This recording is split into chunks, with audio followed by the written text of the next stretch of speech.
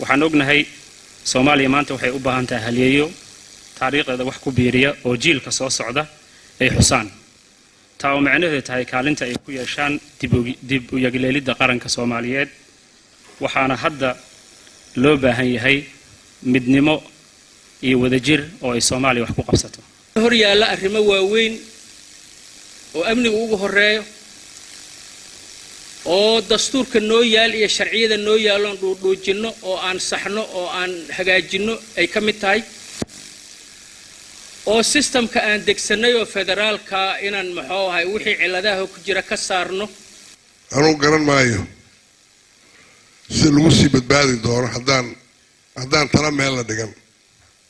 ma garan karo xawar baan u jeednaa inta dibadda jirtaana waa ka daranta goboladan ka nimid wax yar baa ka badbaada ka fayow inta fayowna abaarey gaajo u baxsada waa laga guuray marka aniga in laga leexin karaa aaminsanahay marka sida looga leexin lahaa meel kastoo jidadka lagu furi lahaa dadkan oo dhammaantood diyaaradda saaran oo anaga dawladda Soomaaliyeed iyo maamulada baan markaan fiiriyay anaga hawadan haysanaa dhulkiina waan haysta shabaab marka sida aan dhulka ku qabsan lahayn inaan ka fikirno oo sida dhabta oo wax in laga hadlo u baahan maanta soo hormarana laga fikiri karin wax kale oo laga fikiri karnaa jiray ilaa ay taal helo marka dawladda Soomaaliyeed ani waxaan ka codsanaa ayadoo caalamka la kaashanayso annagana aan ballan qaadayno garbeedanahay inuu shirkan u noqdo shirkii arinta ayada ka soo bixi lahayd maanta fursad baan haysanaa shacabkan dhibaato soo gaadhay taariikhda laga faa'iideysto dadkan aan dagaal galno aan iska dayno istaaga iyo foorarsiga iyo weerka caseen qaadanayno oo aan la dagaalanno nimankaas oo aan diin bayna kula dagaalamayaan culimadu ha kacdo oo hooyooyinku ha istaageen oo ganacsatadu ha istaagto oo waxgaradku ha kaco oo kuwa ganacsatada cabsanaya dhinaca kale ka warwareejinaya inaan cidna loo tulayna arkeen oo ka hoteelka degan ee hoteelka iska leh canshuurta hadduu bixin waayo shabaabku lacag bay ka qaadayeen hadduu bixin waayo waan kaa duunaynaa laleeyahay intuu meeshooda ugu tago ha kula soo dagaalamo runtii waxaan aaminsanahay xataa markaan ka cabir howlkan aan fadhino quruxdiisa waxaan isleeyahay aniga rajo Soomaaliyeed oo fiican baa jirta walaalkay Axmed Madow aan ku raacsanahay markii la eego wixii aan soo marnay dhibtii ilaa 91 Soomaalidu soo mareysay oo dagaaladii qabiilada iyo shidooyinkii badan aan soo marnay markii la eego imeenta maanta aan marayno oo dawlad dhismay oo federalismkii oo hirgelaya dawladihii oo dhismay dawladda federaalka ahayd oo wada tashi u fadhiya kana hadlaya maslaxadda dalka Soomaaliyeed guddoonka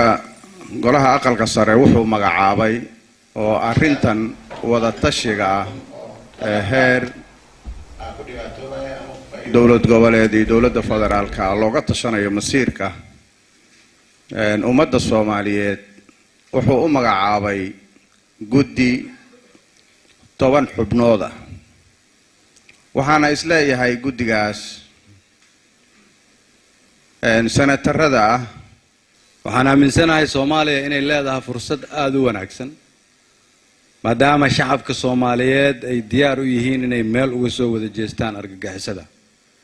waxa kale oo aaminsanahay Soomaaliya inay fursad leedahay maadaama aan ognahay caqabadaha hortaagan waxay yihiin anigu waxaan aaminsanahay dagaalka inaan soo afjari karno haddaan wada shaqeyno